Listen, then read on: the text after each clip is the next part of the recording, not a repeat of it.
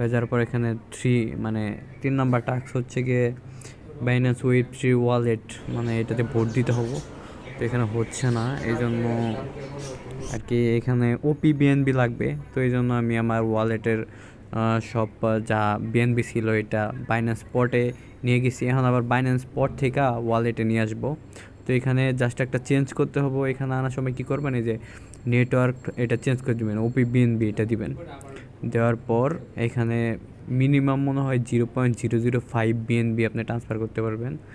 তো $3 $3.5 মতো, না হ্যাঁ 3.07 মতো লাগবে।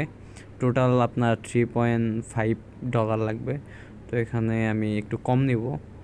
নেওয়ার পর এই যে উইথড্রোতে ক্লিক দিব, কনফার্ম এখানে ক্লিক দিব।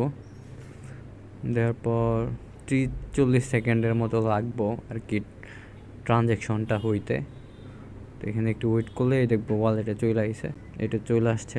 তো এখন আমি যাই ক্লেম করবো, এখন হবে।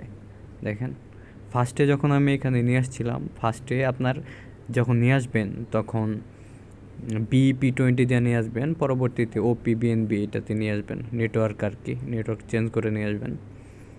তো এই দেখেন এইবার ক্লেম হয়েছে, ক্লেম রিওয়ার্ড। তো আমাদের টাস্ক 3টা কমপ্লিট।